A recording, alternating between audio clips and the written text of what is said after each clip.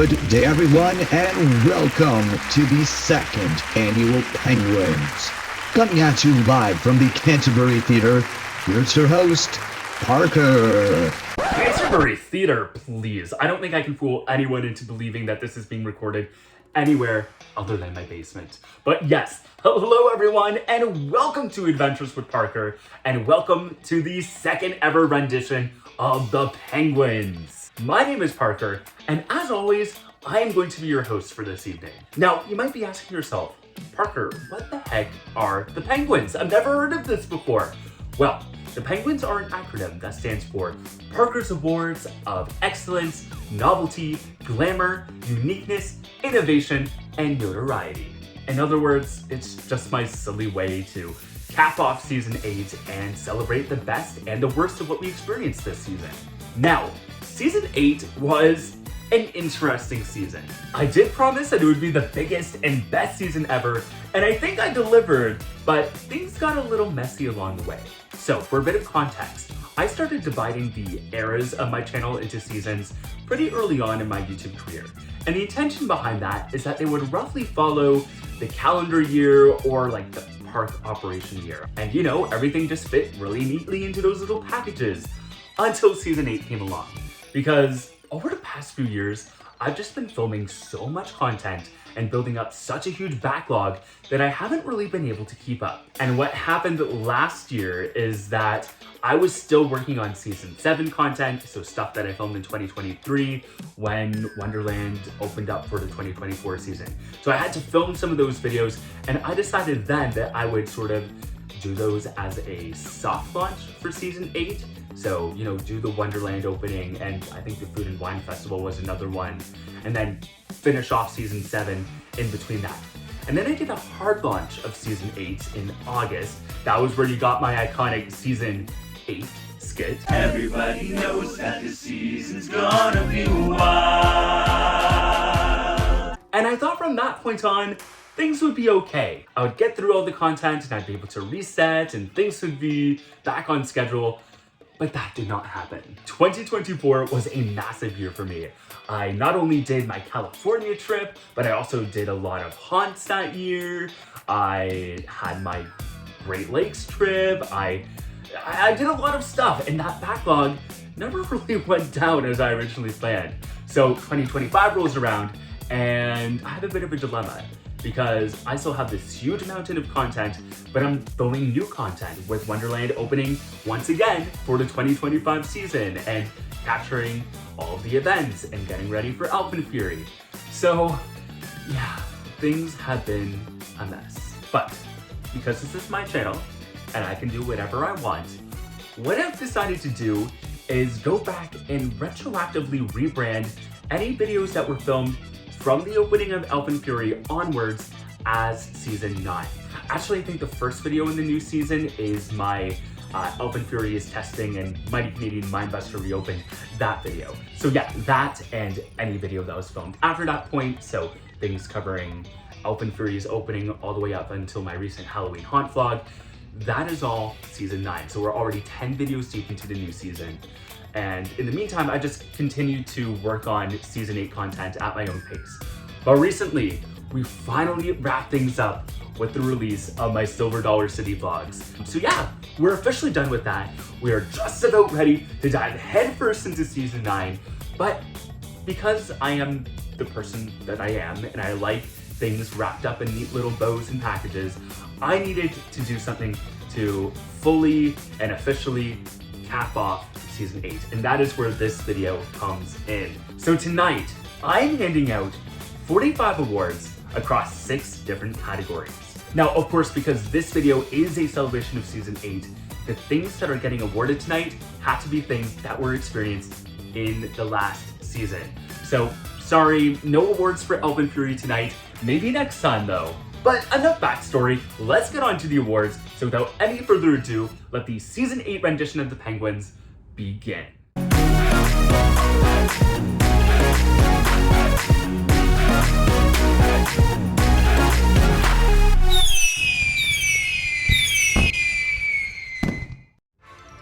Guys, I lied. There's still a bit more that I want to talk about before we get to the awards, but I promise it's going to be fun. At least for me. But I wanted to share some stats about season 8. And because I neglected to memorize my lines, we're getting out my iPad for this. Okay, so season 8 soft launched on May 15th, 2024. That was with the opening day of Canada's Wonderland vlog that I mentioned earlier. And then it hard launched on August 8th, 2024. In total, Season 8 featured 119 videos, and that's not including the 10 that are now rebranded as Season 9. This includes 63 adventure vlogs, 6 theme park parlay discussions, 34 POVs, and 16 other videos. Just in case you doubted how much content I was putting out, I'm just, wow. The most viewed video of Season 8 is my Gilroy Gardens vlog and review, which at the time of recording has 4,425 views, making it the 11th most viewed video in my channel's history. And on the flip side of that, we have my least viewed video, which is the video capturing Quentin's performance at the Hollywood Comedy, which currently has 37 views, which is actually the 4th least viewed video in my channel's history, so we got quite a range there.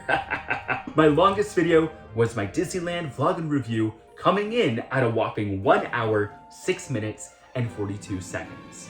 And the shortest video of the season was my Ridge Runner POV at 1 minute and 46 seconds. And yeah, talking about extremes, I think those are respectively the longest and shortest videos that I've ever done in the channel's histories. But now, it's what you guys have all been waiting for, our first category of awards. And first up, these awards are all things that have to do with food and drinks. Kicking off this category is the Vegan Ally Award for the best vegetarian or vegan food item. So I'm not vegan myself, but I do like to try vegan and vegetarian options where I can. And there was one major standout this season, and that was the vegan scallion hummus wrap from the Zenith. You probably remember the Zenith from my Kennywood vlog, and that place was just so cool. I mean, not only was it a restaurant, but it was also an antique store and an art gallery. Like, it was doing all the things. But this veggie wrap hit so hard. It was very refreshing, it tasted good, and it was exactly what I needed that day. Of course, everything at Zenith is vegan friendly, which is great. But yeah, this was the perfect choice for me, and definitely worthy of our first award of the night. Our second category is the Boozy Thoozy Award for the best adult beverage. And this penguin is going to go to the California Spritz from the Alcove. The Alcove was that small cafe that I visited after my hike in Griffith Park. It's actually something that I had recommended to me. So yeah, it was pretty cool because I got to go to this local cafe and just relax after exploring all morning and afternoon. And this drink that I had was, again, just something that really hit the spot for me. It had some orange and citrus flavors. And I mean, with a name like California Spritz, I was eating it up. Like, it was kind of perfect for a day of exploring Los Angeles. So yeah, I don't even know if it was the best drink that I had all year, but it is the one that stuck out the most to me.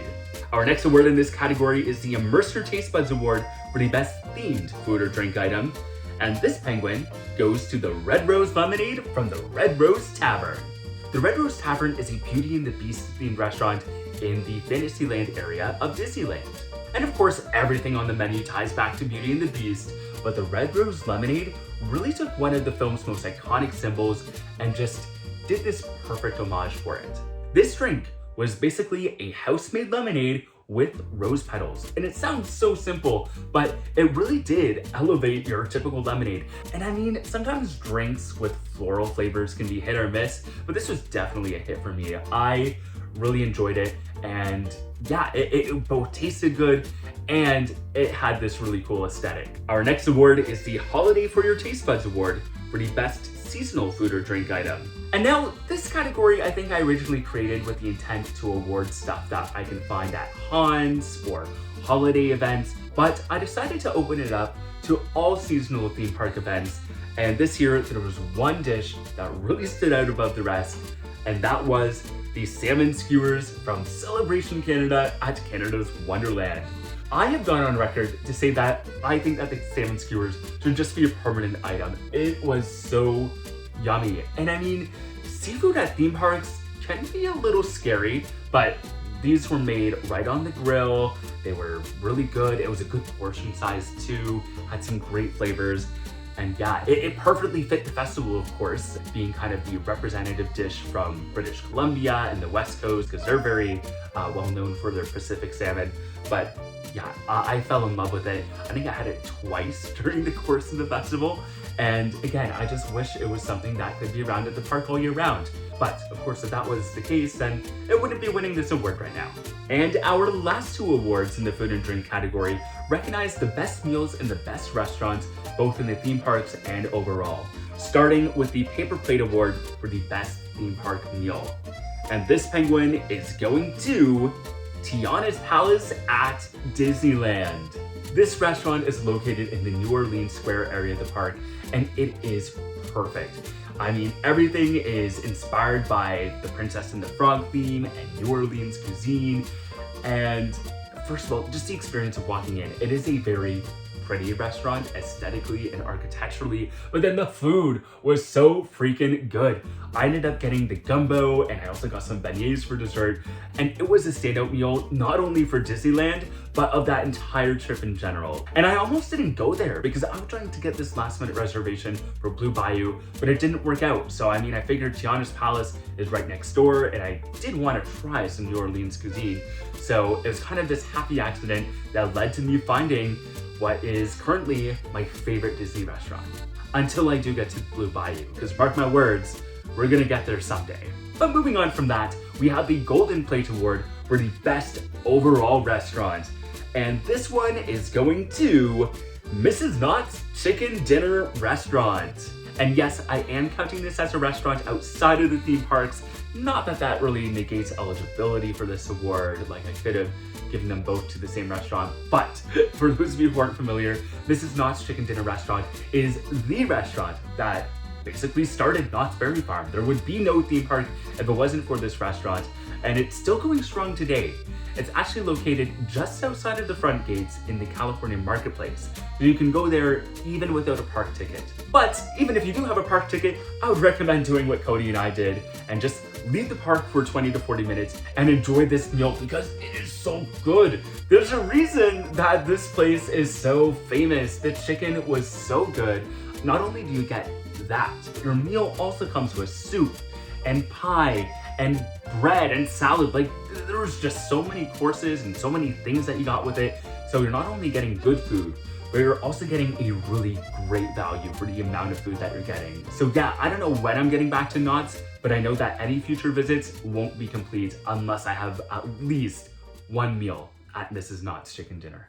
Moving on to our second category of the evening are the awards for entertainment, events, and characters. Kicking us off is the Shining Star Award for the best character or mascot.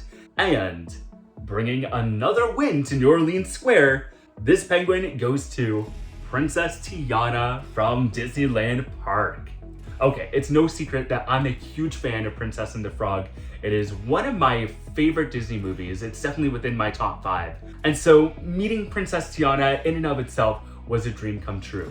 But I think the reason why I'm giving this award to her is because of the interaction that I had with her. It was just so special and so magical. Just before seeing her, I was in one of the gift shops and I purchased a cookbook from, what's her name? I'm blanking right now. I'm gonna have to put it on the screen. But it's a cookbook with recipes from a famous New Orleans chef, the very chef that actually inspired Tiana's character in the first place. So I bought that for my fiance because he really loves to cook and I know he would enjoy making some of these New Orleans dishes. So I'm walking out, and at Disneyland, you don't really queue for the characters. They kind of just wander around as if they actually live in the place. And so who should I bump into but Princess Tiana? And after chatting with her and doing all the regular character stuff, I had this brilliant idea of asking her if she would sign my book, and she did. So it just made an already perfect gift even perfecter. So yeah, it was a very magical moment for me and for when I got back home and got to give the book to Mike. And it almost made up for me going to Disneyland without him. Almost. Our next award in this category is the Hell's Hero Award for the Best Haunt Monster. This award is always so hard to give out because the scare actors always give it 110%, but there was one that made a very lasting impression on me last year, and that was Fleas from the Carnival Scare Zone at Canada's Wonderland's Halloween Haunt. Got something on my face? Fleas was a new clown last year, and he was just so fun to interact with. He gave me quite a few good scares on my first visit, and it was also very fun to go back later in the season and just see his evolution as a scare actor and see those changes within how he presented his character. And unfortunately, I don't think he came back for the 2025 season. At least I didn't see him when I was there. But oh well, at least I have those memories and I can at least honor those experiences with this award. On the flip side of that, we have the Sparkle-tastic Star Award for the Best Winterfest Resident. And given the title of this award, I don't think there's any better character to give it to than the one and the only Sugar Plum Fairy herself. I freaking love Sugar Plum. As her name suggests, she's super sweet, but she is also the most glitterific and sparkle-tastic character in all of Wonderland. She's usually the first face you see when you go into the park. She usually hangs out around front gate. You can also catch her in the tree lighting ceremony. She is arguably the icon of Winterfest. So giving her with this Sparkle-tastic award was a no-brainer.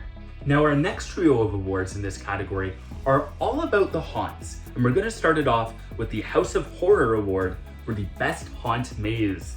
And this one was another tough one to place because I got to visit a lot of really awesome haunts in 2024, but there was one that definitely rose above the rest, and that was Woodsboro Asylum at Fear Farm. This was their brand new maze for last year, and boy did it deliver. It was not only a long experience, but it was also very varied. You started off indoors in this asylum-themed setting, then you went on this outdoor trail, entered a chapel, got condemned by a demonic priest. Filthy sinner! Aren't we all? Then ended up back in the asylum, and it just took you on this whole journey. It was a complete narrative, and there were so many cool effects and scares and characters that you encountered along the way. It was just a total package of haunts, and one that I just kept wanting to go back through again and again. It was that good, and I'd say it is worth going to Fear Farm on its own, and Fear Farm already boasts some really well executed haunts. So yeah, I was just really impressed by this, and I'm really excited to see what Fear Farm ends up doing in the future. Now that was the best maze, but now we got to award the best scare zone with the Realms of Terror Award. And this penguin is going to go to Clown's Hall of Infamy tour at Cedar Point's Hallow Weekends. This scare zone is pretty cool, and I think the thing I love about it is that it kind of works in tandem with one of their shows to tell this complete story. And of course, this award, we're focusing on the scare zone. We're not really awarding the show, but we kind of can't talk about one without the other. The show is of this evil clown rock band, but then the scare zone is all about the groupies and all of the fans of this band and all of the evil clowns who run amok and cause havoc. It is just so cool, the synergy between those two experiences and how they work hand in hand. And I mean, the clowns in that zone really got me. And not only that, but it is a really unique take on the concept of clowns. Because I mean, there's always some evil clown thing at pretty much any haunt that you go to, but none that have taken this angle of a rock and roll band. So the whole concept is just really cool, and the actors in that scare zone also did a really good job at interacting with you, selling the story, and giving you a few good spooks. And that brings us to the Ultimate Nightmare Award for the Best Haunt Event. And this one is going to Hershey Park Dark Nights. Dark Nights is a relatively new haunt event in the theme park haunt industry landscape. It first debuted in 2022, and I got to go there for their very first ever night. And then I didn't go in 2023, so I was really happy to come back in 2024. And in those 2 short years, that already amazing event just got better. There were 2 new mazes since my first visit, and the one that really stood out to me was Antemortem's Abattoir. That's like their pig-themed maze. It was so cool, and honestly, it was a runner-up for the House of Horror Award this year. It was really cool, and they've also got some pretty fun scare zones around the park too, some good haunt food available. It's just all around an amazing event, and I can't wait to see what they do in the future, because if this is what they're doing with only 3 years under their belt, imagine what's going to happen 4 or 5 years down the road. Speaking of seasonal events, our next award is the Celebrate the Season Award for the best seasonal or special event. And this penguin is going to go to the Harvest Festival at Silver Dollar City. I think the thing I really like about the Harvest Festival is that even though I'm a huge fan of haunts, it kind of takes the horror out of the Fall Festival and just presents this really wholesome event that the entire family can enjoy.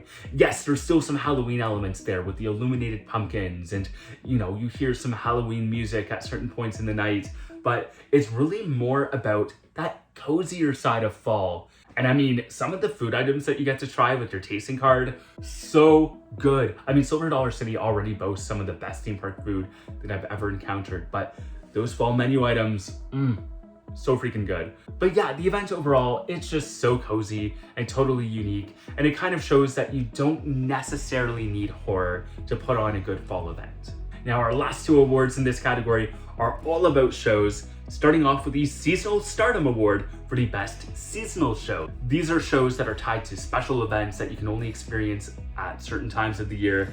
And this one goes to The Freak Show at Canada's Wonderland's Halloween Haunt.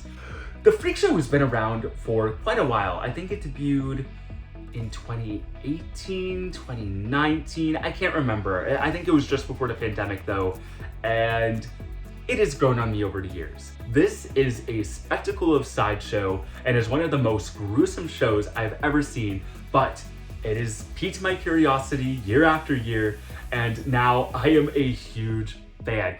And the 2024 version of the show is by far the best it has ever been. Not only did they have founding member Bella, who is an absolute icon, but they also brought in Ziggy Stardust and Aaron Matthews Magic, 2 of my favorite performers in the community, and they just put on this show of insanity.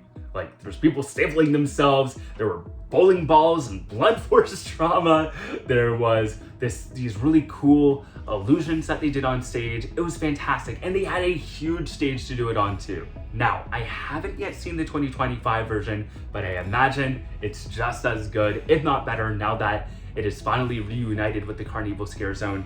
So yeah, it is definitely not a show for everyone, definitely not for the faint of heart, but it's one that I absolutely love.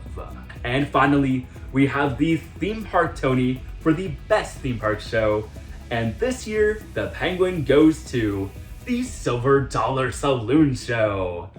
I always love me a good saloon show when it's at a park, but what Silver Dollar City does with their saloon show is above and beyond anything that I've seen anywhere else. Not only are you getting the classic showgirl tropes, but you're also getting basically a full-on musical theater experience. There's songs, there's magic tricks, there's audience interaction.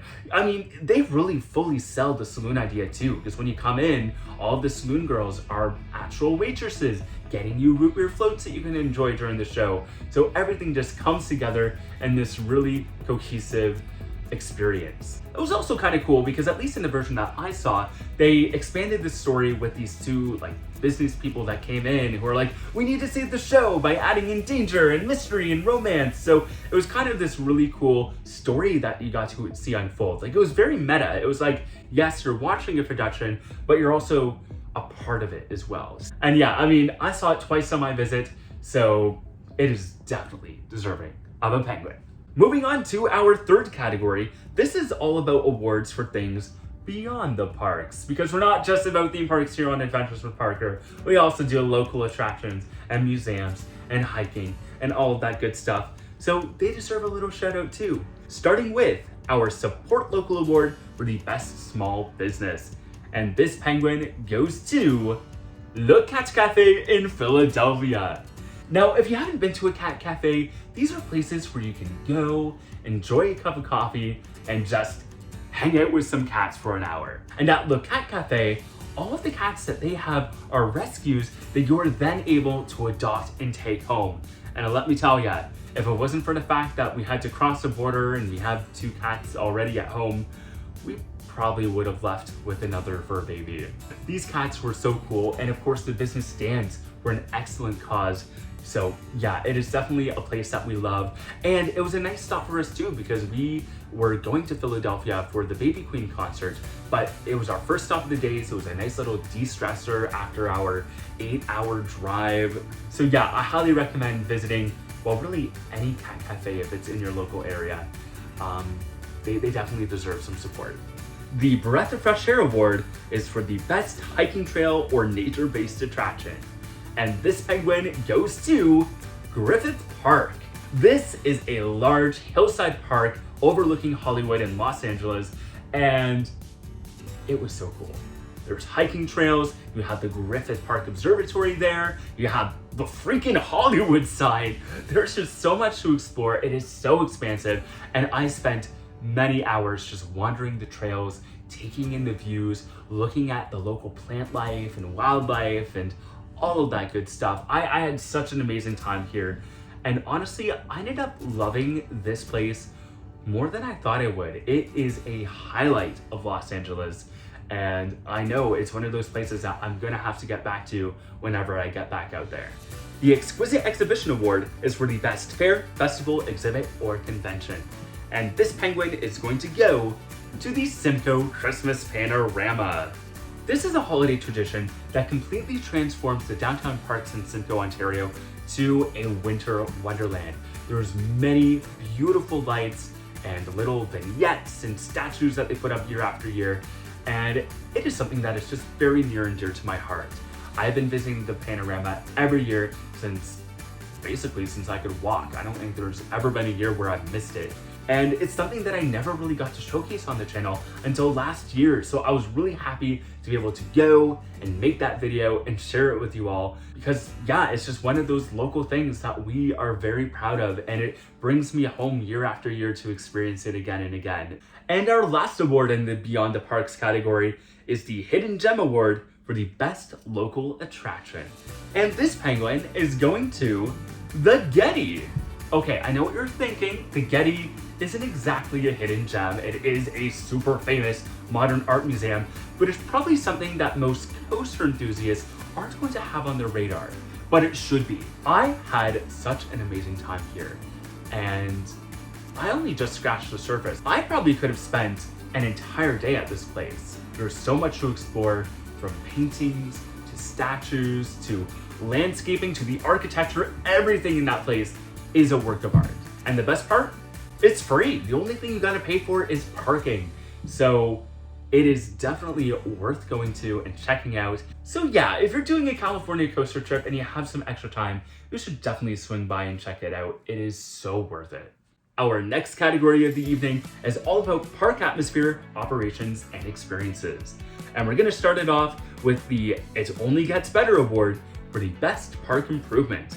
And this one is going to go to Darien Lake's Mind Eraser. Mind Eraser is the park's Vekoma SLC, and the first time I went to Darien Lake back in 2022, it was by far the worst SLC that I've ever done. Even worse than Flight Deck in my opinion. But this year, Mind Eraser got a little glow up. It received some new paint, new trains, certain sections of the track were reprofiled, and now it is a completely new experience. And honestly, I went from being the worst SLC out there to being my favorite. But yeah, if you haven't done one of these SLCs with the new trains and the reprofiling, it completely transforms the ride. It's still not the smoothest thing ever, like it's got a bit of jank, but it kind of runs like a classic Aero Looper. And as a huge fan of Aeros, I was really happy to have that experience now on an SLC. Next up is the Good Things Come in Small Packages Award for the best small park. And the penguin goes to Gilroy Gardens.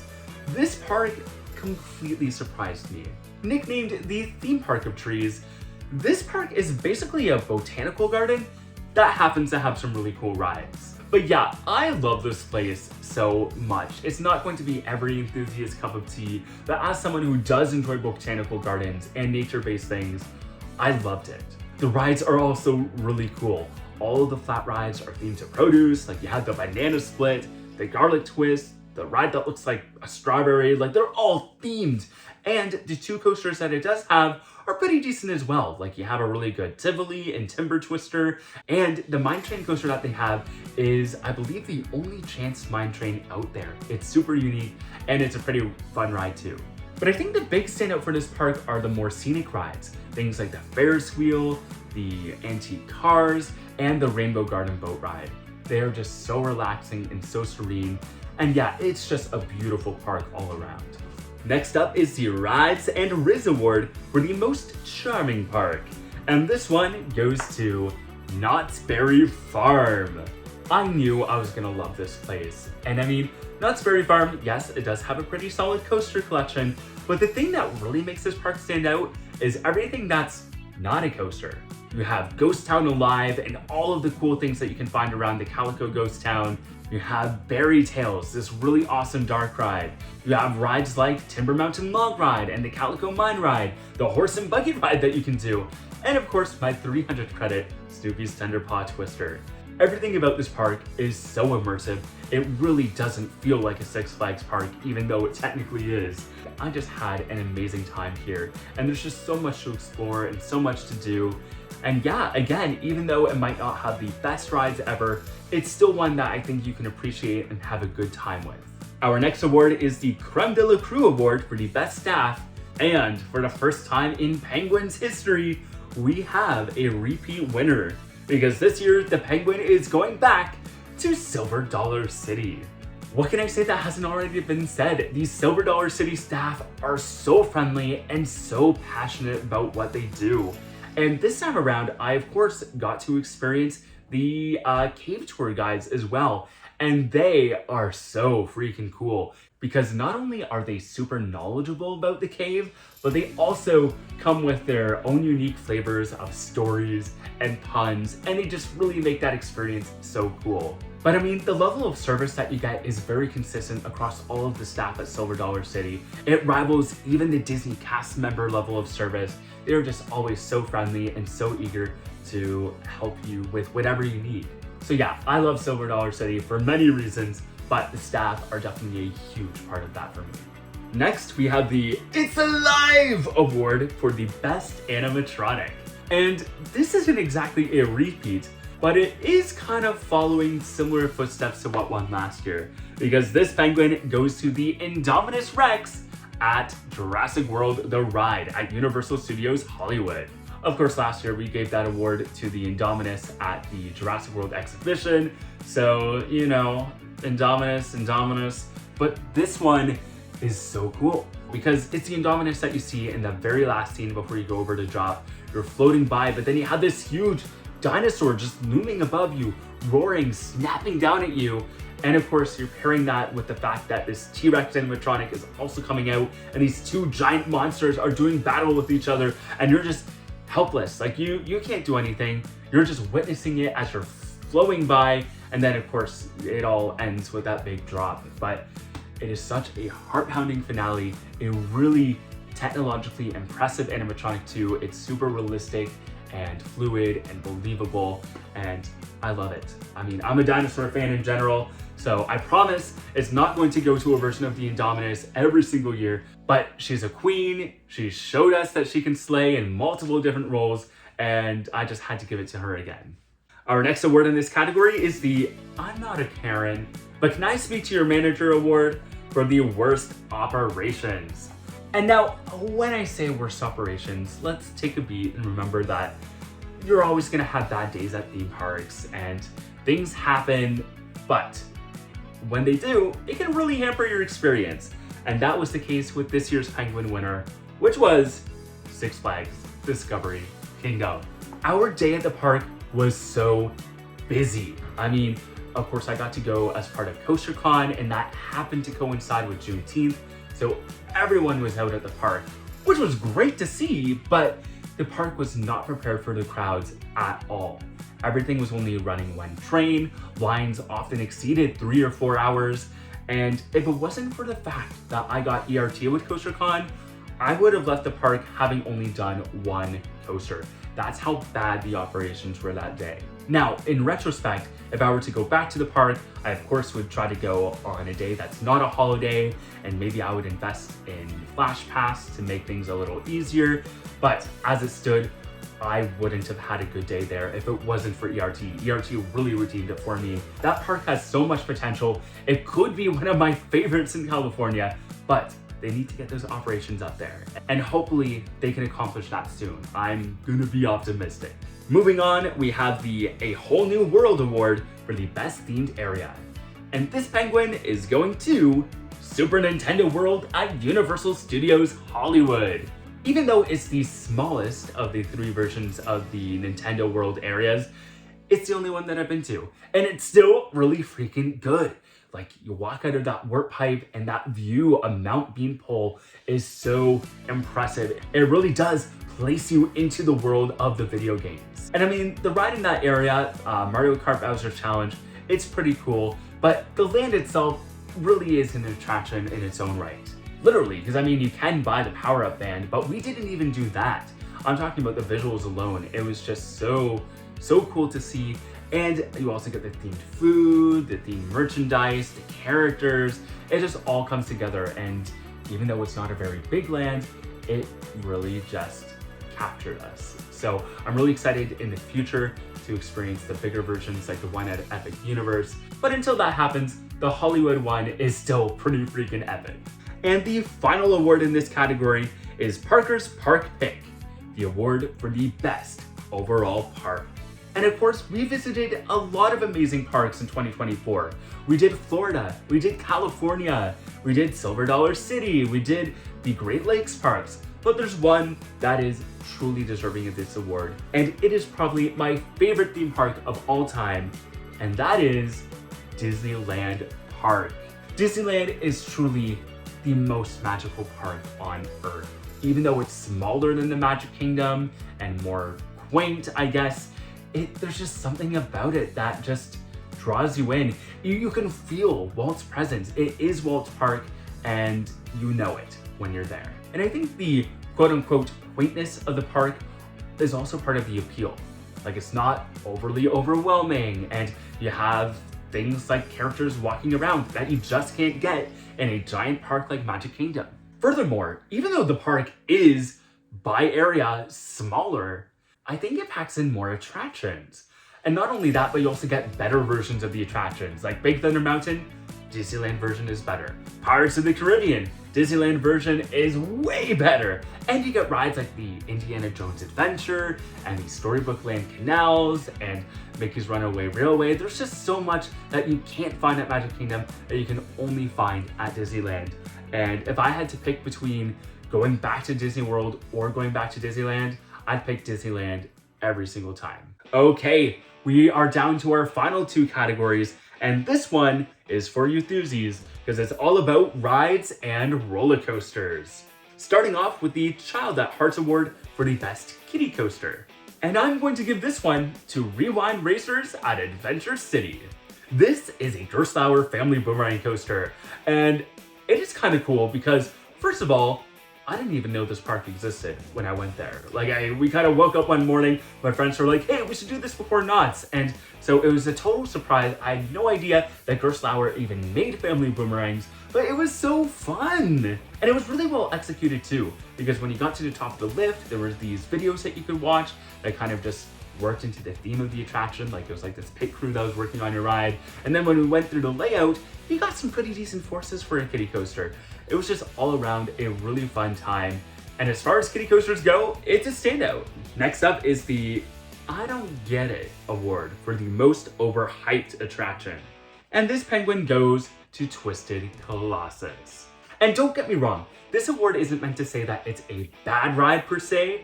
I just think that it wasn't worth the hype that I was hearing about it. Like, people were saying it's one of the best RMCs out there. And for me, it's not.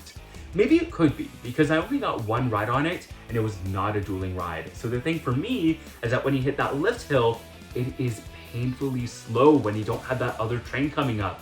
So it just completely neuters the ride. So even though the layout is strong, it just dies halfway through. And when it picks up again, it's like, okay, cool. What was the point? So I want to love this ride, but with the one experience that I have on it, I can't.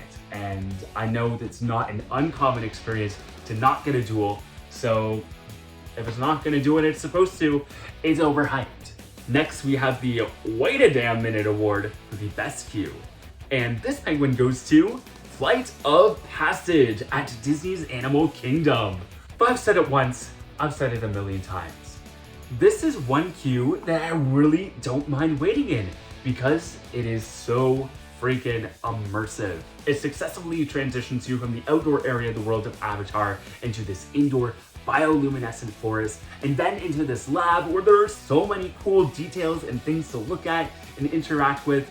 It's one of the very few queues where it started moving, and I'm like, wait, I don't want to go yet. I want to stay here and look at all this stuff. And that is the sign of a successfully designed queue.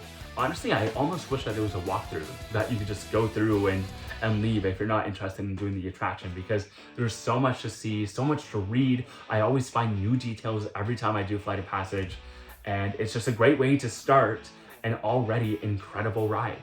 Our next award is the Shot in the Dark Award for the best dark ride or fun house. And this penguin goes to Rise of the Resistance at Disneyland Park and Disney's Hollywood Studios. And I'm really happy that I get to celebrate this attraction with this award because my first experience with it wasn't all that great. I mean, the attraction was objectively fantastic. Like, it's super advanced and it's super immersive and it tells this great story, but I wasn't able to enjoy it when I did it my first time in 2022 because Mike and I got stuck in this huge 4-hour queue. I think the ride went down on us. So by the time we got off of the ride, we just weren't able to appreciate it fully. So when I went back to Hollywood Studios in 2024, I was really excited to kind of get a redemption ride. And that allowed me to see this ride for what it was, and I absolutely loved it. And not only that, but I was able to do it again on the West Coast just a few months later when I went on my California trip, and again had the opportunity to fall in love with it even more. And that ride was pretty cool too because I got to share it with Amanda and Cody and Berg, Paul and Adri, and I got to see their first time reactions too, and they were absolutely blown away by it as well. And so yeah, I don't think anyone is going to argue that this ride isn't deserving of this award objectively, but then to compound that with the redemption that I was able to give it, I can't think of any other dark ride that's more deserving. Next up is the Thrill Warrior Award for the most thrilling attraction. And this is an award that can be interpreted in a number of different ways. Like, thrilling could mean scary or intense or just big. And this year's winner is all of the above. It's X2 at Six Flags Magic Mountain. That ride is insane. For those of you who don't know, it is the first and I guess technically only Aero 4D coaster.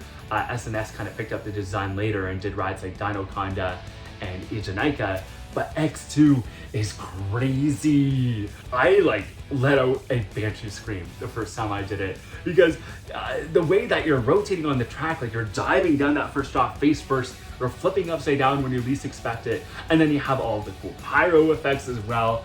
It is such a fun ride. It is my favorite coaster at Magic Mountain, but wow, is it a rush. Like, I came off absolutely stunned.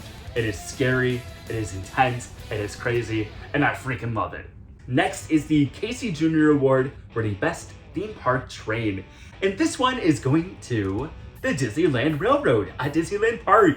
Of course, Disney and trains kind of go hand in hand, but the Disneyland Railroad is such a classic. And the thing that I really like about it are the two diorama scenes that you get to go through between the Tomorrowland station and the Main Street station. For those of you who don't know, you get to pass through these two big long scenes. One is of the Grand Canyon, the other is of Primeval Whirl. And both of these come from sets that were originally designed for the Ford Magic Skyway that was featured in the 1964 World's Fair. So again, you're getting this extra layer of Walt's touch in this attraction. And yeah, it's really cool. And as a Disney fan, I absolutely nerded out. Next up is the Worth the Money Award for the Best Upcharge Attraction. And this penguin is going to the Lantern Tour at Silver Dollar City. Now, the regular Marvel Cave Tour is already included with your park admission, but the last tour of the night is the Lantern Tour. This is a $16 upcharge that includes an extra 30 minutes of tour time. You get to see an extra cavern that you don't get to see during the day, and it's all done in the dark. You use these lanterns to guide your way around just like you did in the olden days, and your tour guide makes it extra spooky by sharing some ghost stories and tales of mysterious things that have happened in the cave over the years. It is so cool. And although I wouldn't necessarily recommend doing both versions of the tour in the same visit, if you've already done the regular tour and you're a fan of it, the Lantern Tour is absolutely worth it. It's definitely something I would do again, and yeah, I had a really good time with it. Next up is the most PMF worthy credit for the roughest coaster. And this one I'm giving to Serpent at Niagara Amusement Park. This is a Zyklon Galaxy coaster, and I know it's had quite a history, like it was at a bunch of other parks before finally arriving at Niagara, and it's janky, it's fun, I don't know what more I can say. And again, rough doesn't necessarily equal bad. Pain means fun, and this ride is fun, but it's not smooth, and that's why we're here. Next up is the Ultimate Scream Machine Award for the Best Flat Ride. And this year's recipient isn't exactly a scream machine, but it's super fun. And that is Luigi's Rollickin' Roasters at Disney's California Adventure. This is a trackless ride that basically sees cars, for lack of a better word, dance. Yeah, you're doing these Italian tarantellas in trackless car vehicles. And it is so cute and so fun, not only to ride, but also to watch. It is so mesmerizing and so cool. And it just works really well in the Cars universe as well. Even though it's not meant to be the e-ticket attraction of Radiator Springs, it still just fits perfectly into that universe. And I love it, and I will not tolerate any slander against it. And that brings us to the final 3 awards in this category, which are all about the best coasters. Kicking it off here is the Mountain Mayhem Award for the Best Alpine Coaster. And the penguin goes to Ridge Runner at Blue Mountain. This is maybe my favorite alpine coaster. It's between this and Copperhead Mountain Coaster down in Branson. But it is really fun. It's very scenic. It has some great forces. Like you pick up some good speed going down the hill. And I think something that's really cool about this one is that you can do it multiple times. A lot of times when you do an alpine coaster, you're just buying a single ticket. Maybe you can get a re-ride if you're lucky. But no, this one, if you get the all-day attractions wristband, you get to do it as many times as you want. Plus all of the other attractions at Blue Mountain. Like there's mini golf, there's zip lining, there's high ropes, there's hiking, there's all of this cool stuff. But if you're a fan of coasters, Mountain Ridge Runner makes it worth it all on its own. Next, we have the Stunning Splinters Award for the Best Wooden Coaster. And this one is going to Ravine Flyer 2, which I think also won this award last year. It is so deserving because it is one of my favorite wooden coasters out there. There's actually only one other wooden coaster that tops it for me. I've always likened Ravine Flyer 2 to be like a wooded version of Sky Rush just because of the insane ejector that you get, the strong laterals, like there's this really cool twisty section at the end that reminds me of Sky Rush. And of course, you have that iconic leap over the highway. Like everyone recognizes the coaster just from that alone. Again, it's one of those things that makes the visit to Waldameer worth it just for that coaster. But I mean, I also really love Waldameer. I almost gave it the Best Small Park Award this year. So if you have an opportunity to go there, do it. And that brings us to the final award in this category, which is the Steel Superstar Award for the Best Steel Coaster. And this penguin goes to a coaster that is now my #1 coaster of all time. And that is Velocicoaster at Islands of Adventure. I freaking love this thing. It's an Intamin launch coaster, which already sets the bar high for me. I am a huge Intamin fanboy, but then compound that with the fact that it's Jurassic Park themed. I am a huge Jurassic fan, obviously. So coaster, Jurassic, perfect storm of a perfect coaster, and it delivers. You get some great theming, you get some cool moments with the rock work, but then you get some great airtime. You get insane hang time on some of those elements, and that Mosasaurus roll. Guys, the hype is real for that element. It's literally upside down airtime. Where else are you going to experience something like that? Nowhere. That's where. Only on Velocicoaster. It is, I love it so much, and I am dying to get back to Islands of Adventure so I can do it again, because it is that good. And hey, I do acknowledge I give it an unfair advantage because of the theming, but it is the perfect package for me. And these awards are all about me. So that's what's happening here. Alrighty, and that brings us to the final category of the night, and that is for AWP Moments and Videos. And this category is going to include some awards that were voted on by you. So stay tuned for those.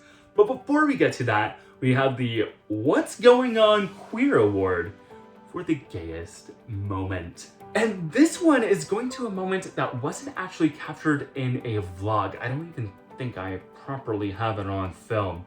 But once you hear it, you will know that it's deserving of it. And I did talk about it in one of my Patreon videos, so it counts.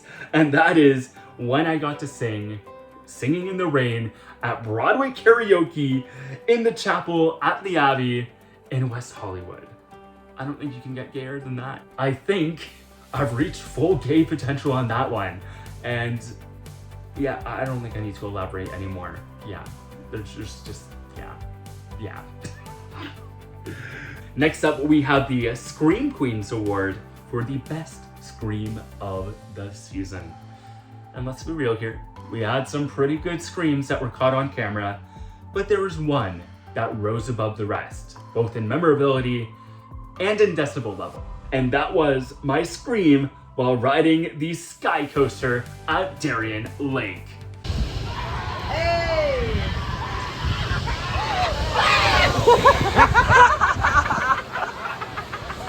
Do I even need to elaborate on this one? And that brings us to our final two awards of the evening, the awards that were voted on by you. First up is the Community Theater Award for the best skit. I've been doing skits on this channel for a few years now. A lot of them are tied into my haunt vlogs, but I've had some other ones too, including some standalone skits. So let's take a look at this year's nominees.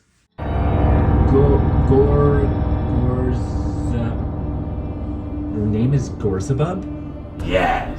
Now say it 3 times! Okay. Gorzabub. Yes! Gorzabub. Yes! Gorza...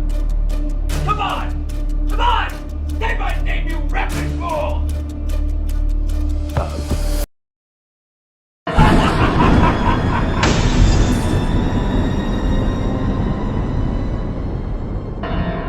Where are we?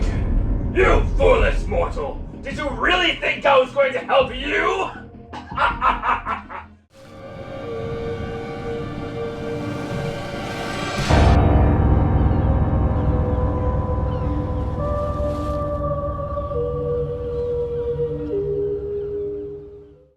What? Who are you expecting? The Little Mermaid? No, my name's Sai, one of the Lake Erie Sirens. Notorious creatures of legends, known for dragging sailors, swimmers, and annoying enthusiasts to their watery graves with our beautiful, alluring songs. What? You don't believe me? Well, here. See? Now you're hypnotized and you have no choice but to watch this video until the end. That'll teach ya.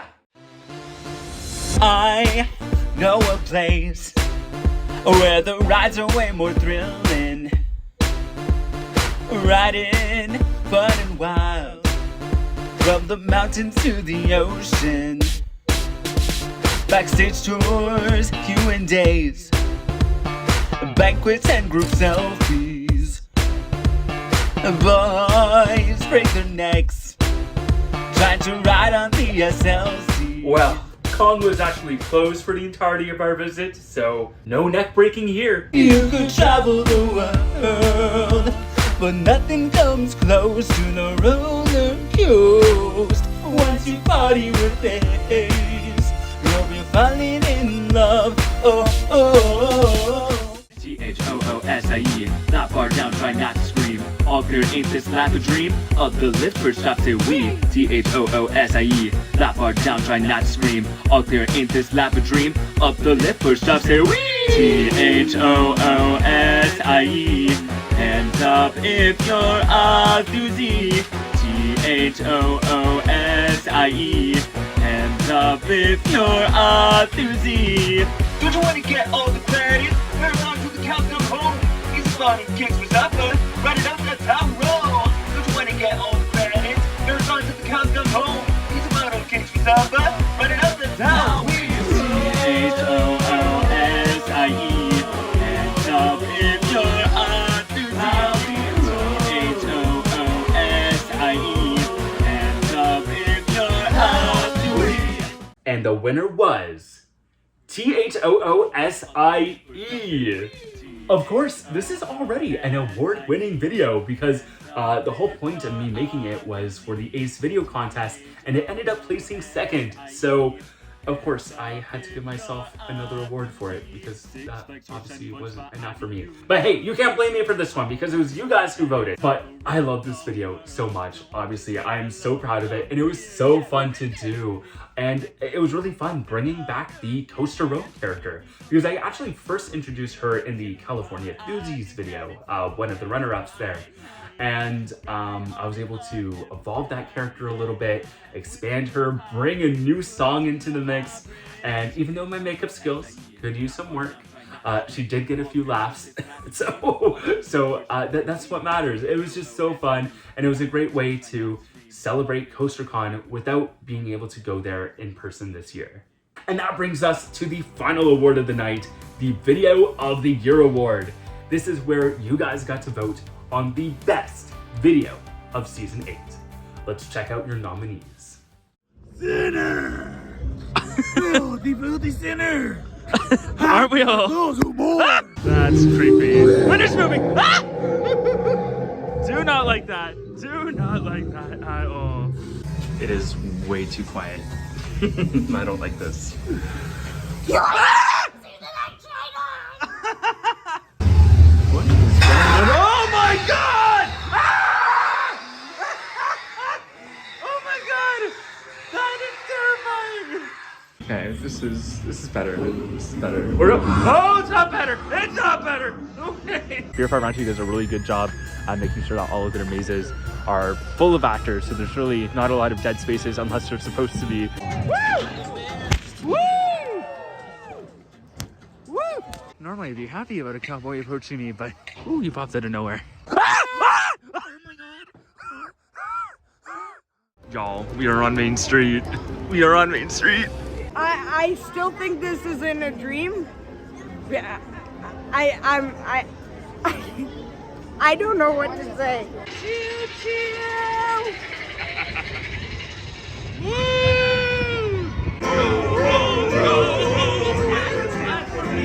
This one was actually a priority because this is a version that was in the 1964 World's Fair. It is a Walt Disney original.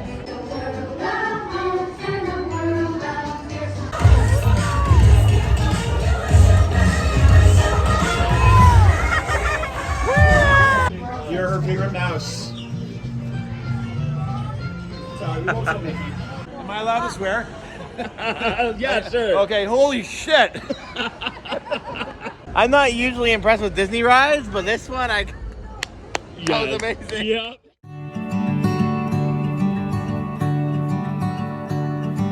Currently, the park is owned and operated by the city of Gilroy, California, but it was managed by Cedar Fair from 2007 to 2021.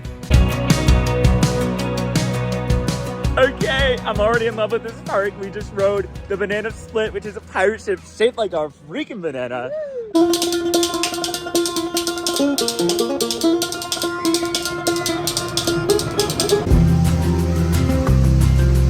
It's me in raccoon form, laughing ridiculously and playing with gunpowder. That's, yeah, I've never seen a truer representation of me in a theme park.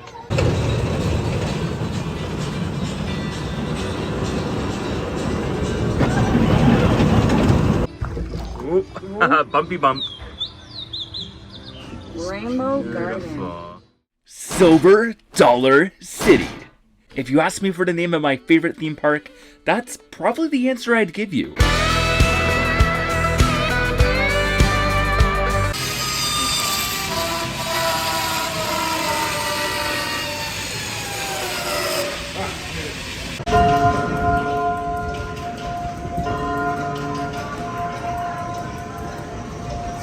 New Fire in the Hole was really good. I quite enjoyed that.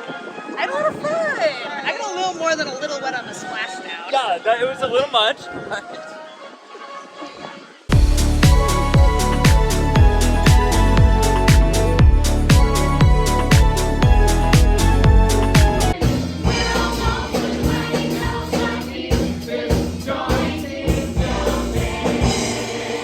This is too much. This is insane. Absolutely bonkers.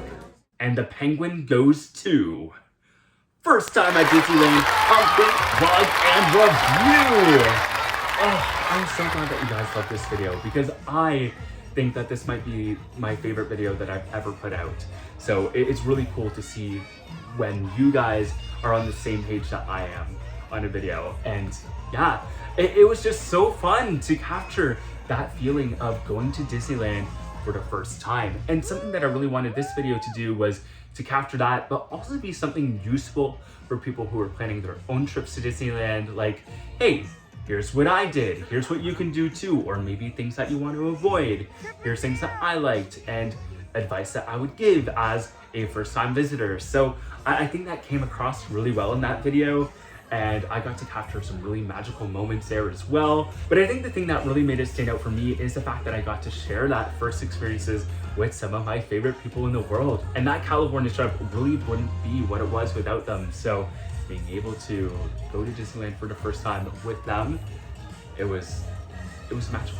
It was amazing. And I'm so grateful that I have this channel where I can share things like that with the world and with you guys. So by far my favorite video, and it's awesome to see that you guys agree with that as well.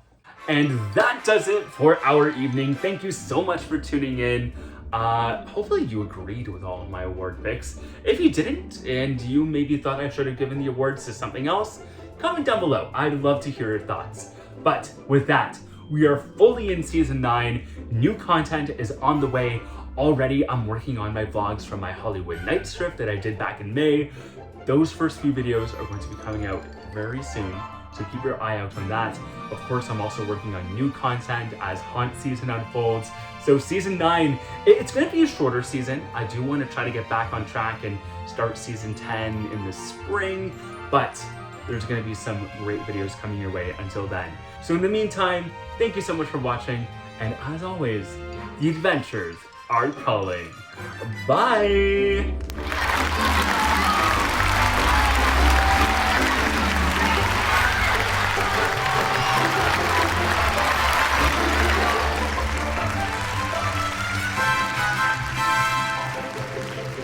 Why am I crying? Wow. Okay, enough of that nonsense.